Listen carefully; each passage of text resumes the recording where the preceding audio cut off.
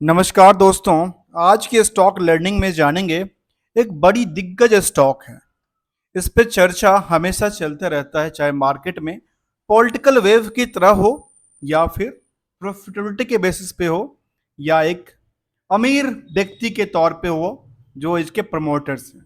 ये चर्चा हमेशा छाई रहती है मार्केट में, जिसका नाम है अदानी। अदानी की कंपनी है जिसका नाम है अदानी ग्रीन। उस पे देखने को ये मिली, जो कंपनी सबसे पहले कहती है जो लार्जेस्ट विंड सोलर हाइब्रिड काम करेगी।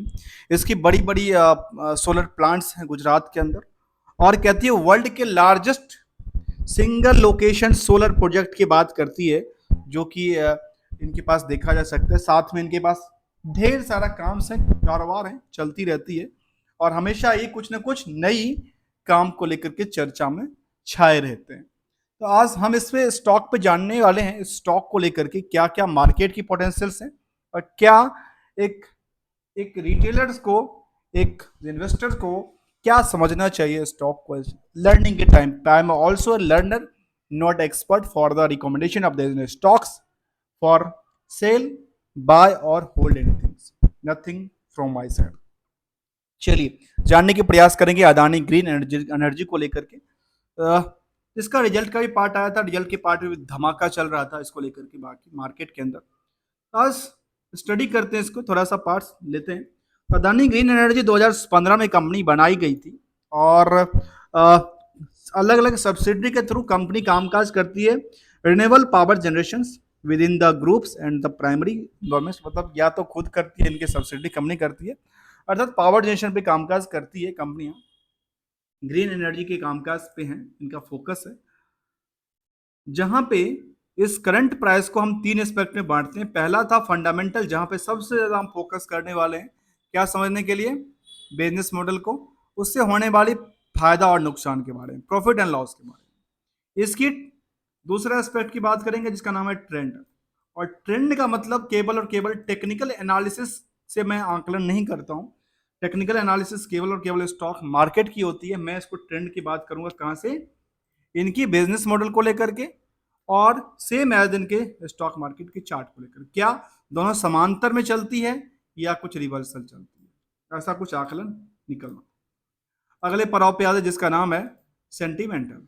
अब सेंटीमेंटल ये होता है इनके लिए, हर दिन कुछ ना कुछ नई खबर मार्केट में चलती रहती है, अर्थात इसको कहा जा सकते हैं हर वो इंफॉर्मेशन जो इन कंपनी का हो, इनसे जुड़ा हुआ हो। और इतना ही नहीं, इन सब का जब ग्रुप कंपनी होती है ना, तो ग्रुप कंपनी के बेसिस पे भी मार्केट हिट को और लो लो पे चलती है। तो ये सबको आकलन करने के बाद निकलती है प्राइस, जिसको कहते हैं करंट प्राइस। फिलहाल ये 1800 के आसपास चलती है। अब आते हैं, सबसे पहला फंडामेंटल में देखा गया बुक वैल्यू कहती है कितना पे, 47 रुपए का। सोचिए, आकलन करके देखिए, बुक वैल्यू किसी चीज का 47 रुपये है, और मार्केट की प्राइस कितना है, 1800 से ज्यादा। इंटरेंसिक वैल्यू के बारे में कहते कंपनी करीब करीब 119 का इंटरेंसिक वैल्यू, ठीक है। और कंपेयर करना अलग अलग कंपनियों से और अलग अलग पोटेंशियल से, तो क्या निकल के आती है कंपनी को, इस किसकी वजह से दबी पड़ी है, और किसकी वजह से स्टॉक में लगातार बुलिश होती है, उसका भी रीजन है। अब यहां तो एक आकलन तो ये हुआ, स्टॉक में क्या निकल के आई, बुक वैल्यू बहुत ज्यादा नहीं है। इंटरेंसिक वैल्यू जो आपकी इसकी एसेट्स है वो भी काफी ज्यादा नहीं है। फेस वैल्यू 10 रुपए का जाकर किसको कहा जा सकता है जी, पॉकेट में एक 10 का नोट आपको कमा कितना देता है, 7 रुपए कमा के देता है, 8 रुपए मान लेते हैं इसको। अर्थात आपको क्या करता है, 80% की कमाई देता है। 80%, एक पड़ी हुई पैसा 10 रुपए के नोट आपको 80% की कमाई करके देता है पर शेयर, जिसको कहते हैं ईपीएस, ठीक है। अब आते हैं एक नई पड़ाव जिसको कहते हैं स्टॉक का पी। स्टॉक का पी एक आकलन करता है कहां से, करंट प्राइस को अर्निंग के हिसाब से। अर्निंग क्या दिखता है, अर्निंग दिखता है 7 रुपए के आसपास, और मार्केट कहता है 1800 रुपए के आसपास। मतलब लगेगा अच्छा, ये तो मार्केट सीधे के सीधे कितना गुना बढ़ चुका है। तो यही कहता है स्टॉक पी, कहता है कि 212 गुना जंप कर चुका है, कहां से, अर्निंग के हिसाब से।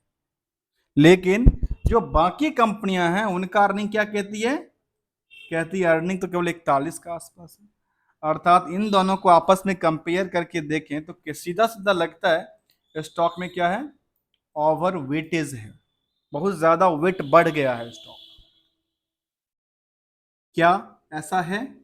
तो दूसरा एक फैक्टर निकल के आता है, उस फैक्टर का नाम है डेट टू इक्विटी रेशियो। इसके बारे में कंपनी कहती है कि जहां तक छोटी कंपनियां और बाकी कंपनियां छोटी सी लोन में अपना कारोबार चलाना चाहती है, वहां पे इन कंपनी ने केवल लोन के बेसिस पे अपना कारोबार चलाने का फॉर्मूला फिक्स किया हुआ है। इस कंपनी का फॉर्मूला क्या है? ज्यादा से ज्यादा लोन लो, उस लोन से प्रोजेक्ट बनाओ और प्रोजेक्ट को क्या करो, फिर मार्केट में छोड़ो, जिससे उनकी प्रॉफिट तो बढ़ेगी, लॉन्ग टर्म के लिए बढ़ेगी, लेकिन आपको अर्निंग पर शेयर में दबा हुआ निकल के आएगा, क्योंकि ये तो एक भारी सी बोझ से लदी पड़ी है। कहां से? डेट टू इक्विटी से। तो दूसरा फैक्टर आता है क्या, इनका करंट रेशियो भी कहता है।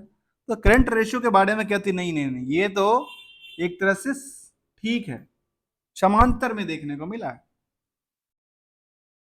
क्यों? क्योंकि ये भी तो इफेक्टेड करता है ना इसको। तो ये कहते हैं समांतर में। इसको हम क्या करेंगे? डीप एनालिसिस करने का प्रयास करेंगे। चलिए एक एक कदम और देखिए कंपनी का कितना, मैं कंपनी के बारे में और ग्रुप के बारे में कहता हूं।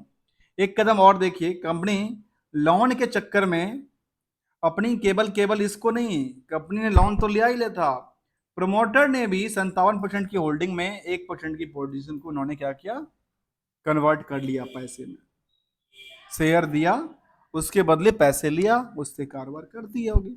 अब हुआ क्या, मार्केट में हाई रेंज पे स्टॉक प्राइस चलती है, 1% भी लगा दिया तो काफी पैसा आ गया ना, करोड़ों अरबों का पैसा आ गया।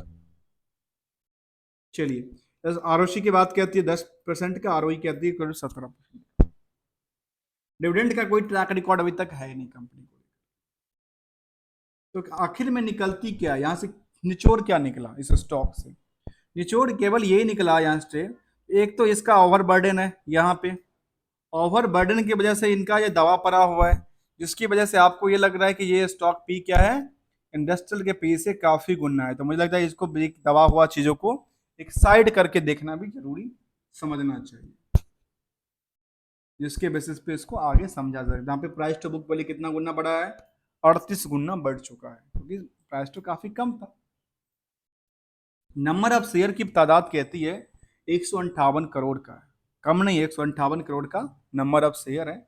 इसमें इंटरेस्टेड शेयर होल्डर की तरफ ध्यान दे तो वो निकल के आती है करीब करीब 7.5 से 8 लाख लोग। 7.5 से साढ़े सात से आठ, 7.5 से 8 की बात करूं तो तादाद है किसकी, शेयर होल्डर की।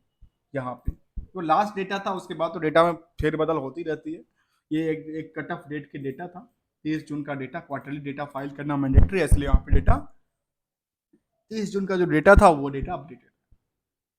उम्मीद करते हैं अभी तक आपने चैनल को सब्सक्राइब कर लिया होगा, वीडियो को लाइक भी किया होगा। नहीं किया है तो क्या करना है आपको, बस 2 काम करना है, वीडियो को लाइक, कुछ क्वेरी हो तो कमेंट्स, फीडबैक्स एंड सब्सक्राइब करना, क्योंकि हम यहाँ पे लेटेस्ट लर्निंग की बात करेंगे विदाउट कोई रिकमेंडेशन को लेकर के, जब आप कोई स्टॉक खरीदो, बेचो या रखो, this is your decisions, your money, your risk.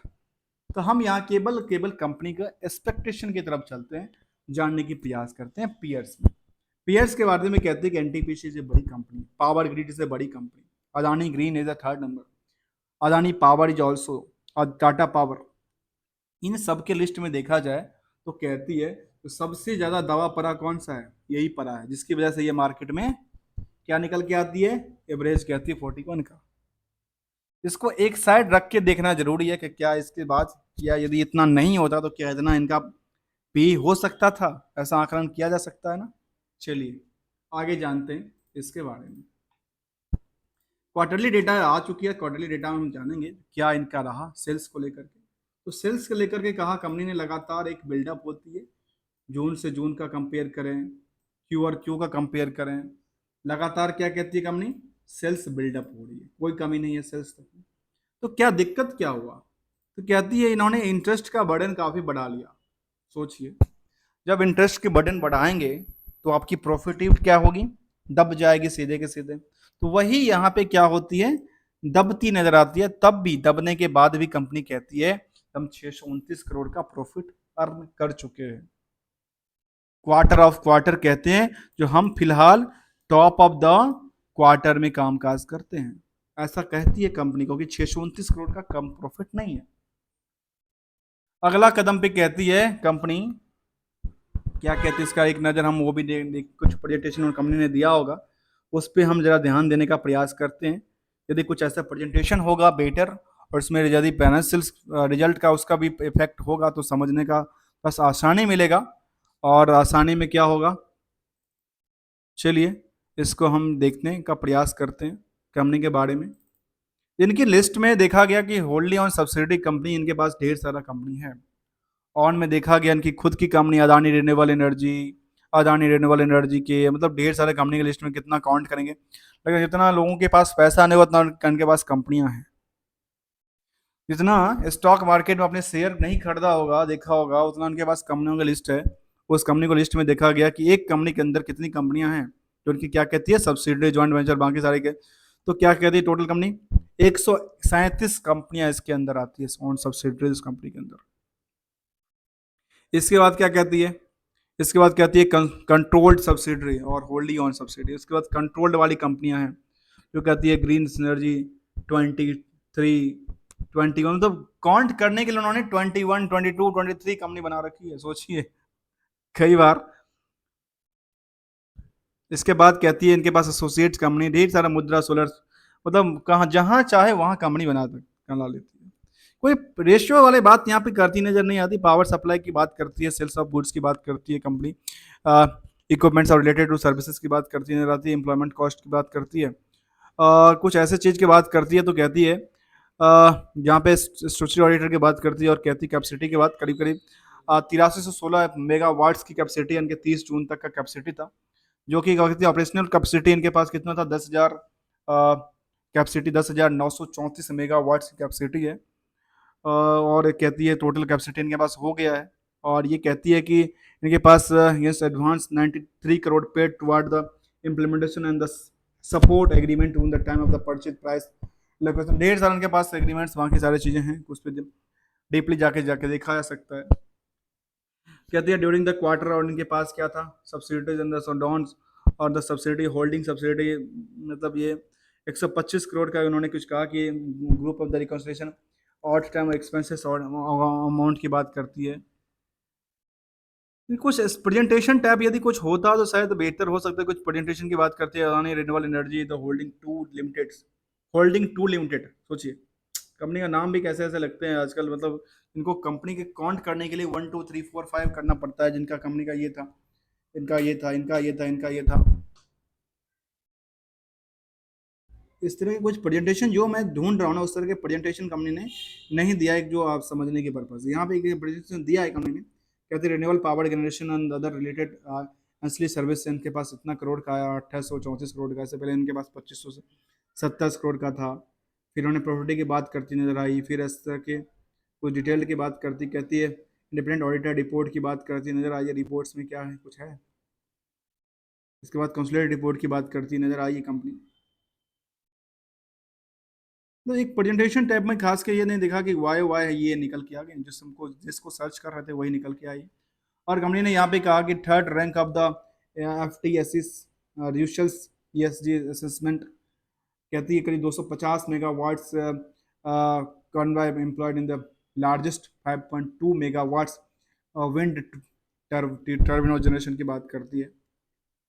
कहती है ऑपरेशन के अंदर ये ग्रो करती है 31% ऑफ द वायो वाई में जंप करती है, ऐसे ही कहती है इतना गीगावाट्स इनके पास इंक्रीज हो चुका है, ऐसे कहती है कि अगर आप gigawatts in the wind capacity जून तक करती है। रिवेन्यू ग्रोथ की बात करती है 24% की बात करती है वायो वाई में।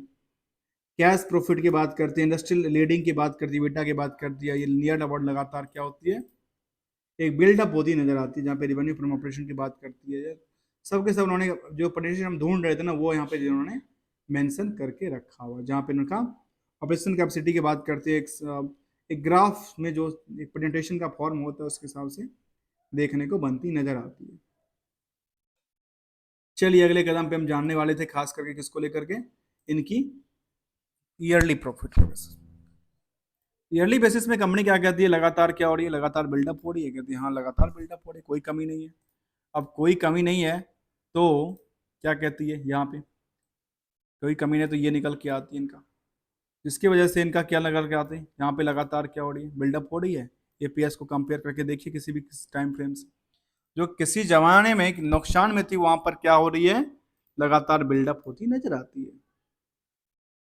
चलिए अगले कदम की तरफ, अगले कदम का नाम है, जिसका नाम है प्रॉफिटेबिलिटी बेसिस पे बड़ी बड़ी कंपनियों को जो हम खास की समझने का प्रयास करते हैं, पीएल बैलेंस शीट को क्या करने दें, कंपेयर करने के लिए। यहाँ पे बोरोइंग्स के पार्ट को देखिए तो बोरोइंग्स के पार्ट ने कहां से कहां चला गया, 64,000 करोड़ तक का उन्होंने क्या किया, बोरोइंग्स उठाया, मार्केट से पैसा लिया। पैसे काफ़ी सस्ते मिलते हैं बड़ी बड़ी इंडस्ट्रीज़ को, सब्सिडी के तौर पे, गवर्नमेंट की स्कीम के तौर पे, जहाँ पे फिक्स एसेट्स उन्होंने लगातार बिल्डअप किया है। जो पैसा उन्होंने लिया वो पैसा कहाँ पे, फिक्स एसेट्स में कन्वर्ट किया। उस कन्वर्ट करने के बाद जो इनका ट्रेड रिसीवेबल भी अच्छा खासा पड़ा हुआ है यहाँ, 1342 करोड़ का। तो फिर क्या 1342 करोड़ से प्रॉफिट ज़्यादा कमाए थे ना, तो कहते हैं यहाँ पे प्रॉफिट थोड़ा सा डाउन साइड था, 1260 करोड़ का। अर्थात यहाँ पे थोड़ा सा इनका पैसा लेके भागेगा कौन, ये भी बड़ी बात है ना, पैसा लेके भागेगा कौन, ये भी एक इनके लिए बड़ी बात है। अगले कदम पे आते हैं बैलेंस शीट को। जब हमने देखा कि इसको नियर 1342 करोड़ का, तो पैसा कितने दिन में देते हैं, कहते हैं हमारे पैसा 2 दिन 2 महीने में देते हैं, अच्छी बात है। एक डिमेरिट तो है यहाँ पे, डिमेरिट क्या है, इसको लेकर के यदि इसको रेशियो को देखा जाए तो इसके हिसाब से, लेकिन इसका एक्चुअल प्रॉफिटेबिलिटी तो नहीं कहती ना, असली प्रॉफिटेबिलिटी में कहाँ मारी जाती है, एक्चुअल प्रॉफिटेबिलिटी मारी जाती है इंटरेस्ट के पार्ट को लेकर के, जहाँ पे इंटरेस्ट में करीब करीब कितना था, 3,000 करोड़ के आसपास था, वो 2,000 करोड़ एक साल में बिल्डअप हो जाती है। जिसकी वजह से यदि ये नहीं होता 2,000 करोड़, तो क्या होता, ये करीब करीब कितना पहुंच जाता, 3,200 करोड़ के आसपास पहुंच जाता, जो कि उसकी पार्ट से कम होता। ये इसी की वजह से मार्केट ने इनको पोटेंशियल ज़्यादा देती है। और इसको ईपीएस के हिसाब से कंपेयर करके देखा जाए, जहाँ पे ईयरली बेसिस कहती है कितना का ईपीएस था यहाँ पे, 6.94 का था ना, जो हम स्टार्टिंग में जानने वाले थे, ये कहती है 7.73 का। और ये 7.73 का कब का डेटा कहती है, नियरली लेटेस्ट डेटा कहती है ना, 7.74 का लेटेस्ट डेटा कहती है, करंट डेटा की बात करती है। तो इसके बेसिस पे देखा आ जाए तो इसमें से कुछ पार्ट को हम हटा देते हैं, ठीक है, कुछ पार्ट को खास के कुछ पार्ट को हटाते हैं, इस पार्ट को हटाते हैं। इस पार्ट को हटाने के बाद इसको देखा जाए तो क्या कहती है, इनका 5,000 करोड़ से कम हो जाता है ना, तो इसके हिसाब से क्या होगा, ये क्या होगा, बिल्डअप हो जाएगा ना, ईपीएस, ईपीएस बिल्डअप हो जाएगा। जिनकी प्रॉफिट हो जाएगी, मैं मान लूँ यहाँ से, इसकी वजह से इन्होंने क्या किया, प्रॉफिट को कम कर लिया।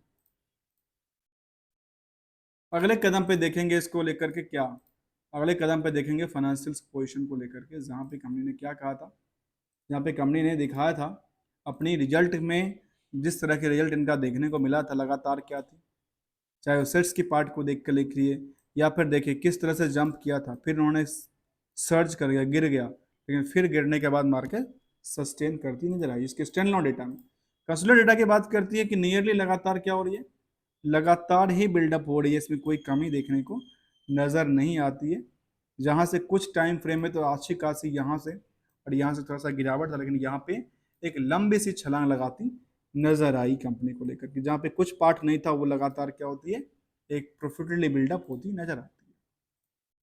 फाइनेंशियल पोजीशन में देखा जाए तो कंपनी के बारे में कहती है 57% के आसपास, 58% का होल्डिंग किसका है, प्रमोटर्स का, अर्थात अदानी ग्रुप्स का, और बाकी जो है 42% 43% के आसपास होल्डिंग कहती है आम इन्वेस्टर का है।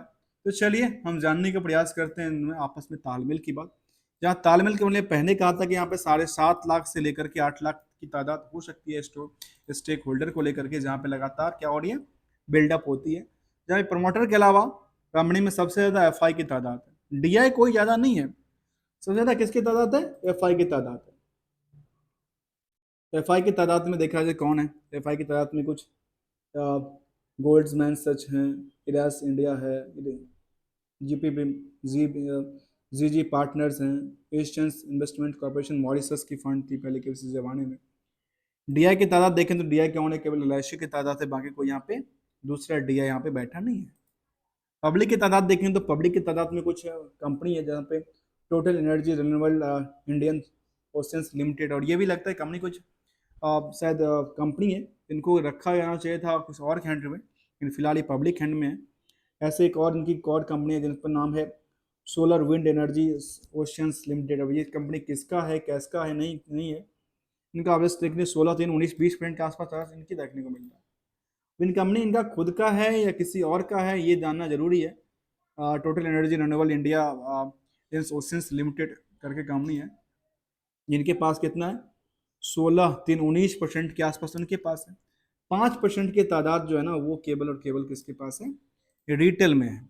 जो भी खास के रिटेल में देखने को मिला कि 5% में भी क्या मिला, यहाँ पे केवल और केवल 2% की तादाद इनके पास है। केवल 2% की तादाद किसके पास है, इनके पास है। बाकी अदर बॉडी कॉर्पोरेट ने ऑब्जर्व करके रखा हुआ है इस स्टॉक। नियरली यहाँ पे एक चीज देखने को मिला, यहाँ पे एक कंपनी है जो कंपनी ने पब्लिक के अंदर 20% की होल्डिंग करके रखी है। दूसरे कदम पे देखें क्या कहना चाहती है, इसको सेंटीमेंटल के बारे में हमने देखा था। चार्ट को हमने एक नजर डालते हैं दोबारा, और चार्ट में एक नजर डाली किसको लेकर के, इसको लेकर के, जहां पे मार्केट ने एक जो रैली चल रही थी ना मार्केट में, वो रैली फिलहाल सस्टेन अभी तक आई है नहीं, पहुंची नहीं है। जो रैली पे पहुंचती है तो अभी टाइम लगेगा रैली पे पहुंचने में। नियर अबाउट द रैली, मैं इस रैली को यहीं पे लेता हूँ, और इसके हिसाब से अभी तक मार्केट जंप नहीं किया, और मार्केट जंप हो सकता है इसके बाद कहाँ से सस्टेन, कि मार्केट ने एक लंबी किया था गिरावट डिप लिया था, किसकी वजह से, रिजल्ट को लेकर के। आपको पता है ना इलेक्शन रिजल्ट को लेकर के जो मार्केट डिप लिया था, उसमें गवर्नमेंट के साथ साथ जो प्राइवेट इंडस्ट्रीज थी उसका सबका एक ऑफसेट करती नजर आई। और इसका फिलहाल जो सपोर्टिंग जोन था, फिलहाल की सपोर्टिंग जोन यदि देखा जाए तो यही निकल के आती है। इससे ज्यादा गिरता है अब तो फिर चिंता की बात हो सकती है, लेकिन इसको फिलहाल उन्होंने ब्रेकआउट नहीं किया है, क्योंकि अभी तक जो उन्होंने लिया है वो इसको लिया था, सपोर्टिंग लिया था इससे पहले वाले आकलन को। चलिए हमने इसको समझने का प्रयास किया। जहाँ तक परसेंटेज ऑफ ग्रो की बात करें तो पिछले एक महीने में देखा गया करीब 1% का, 6 महीने में देखा गया करीब 5%, और YTD में करीब 12%, 13%, एक साल में देखा गया करीब 65% के आसपास, 5 साल में देखा गया करीब करीब 3500% के आसपास की स्टॉक में एक इनक्रेडिबल जंप देखने को मिली है। तो हमने समझने का प्रयास किया स्टॉक को लेकर के। जहाँ तक जून तक का डेटा आया, क्यू और क्यू के हिसाब से कहती है YOY में कि लगातार 30% का क्या रिवेन्यू जनरेट होती है, इंक्रीज करती है। ऐसे ऑपरेटिंग सर्विस की बात करती है, ऑपरेटिंग एक्सपेंसेस भी इंक्रीज करती है, बाकी सारी चीज़ इंक्रीज करती नजर आती है। और क्वार्टरली डेटा की बात करें तो क्वार्टरली डेटा में कुछ आता नहीं है। जून 24 तक का डेटा था, उसमें कहा कि कंपनी ने क्या कैश एंड कैश बेल्ट लगातार बिल्डअप होती नजर आती नजर आती है। Thank you so much for joining here दोस्तों। हम बात कर रहे थे अदानी ग्रीन एनर्जी को लेकर के, जिसका रिजल्ट का पार्ट आ चुका था, और उसके बाद में लगातार जो बिल्डअप हो रही थी इसमें, जो खास के पीई को आकलन करके देखा जाए तो पीई के बेसिकली एक दबाव की वजह से स्टॉक का पी कम दिखता है, कम काफी ज्यादा दिखता है। किसकी वजह पे, अर्निंग पर शेयर को एक दबाव बोरोइंग के पार्ट से दबा दिया गया है। Thank you so much for joining दोस्तों।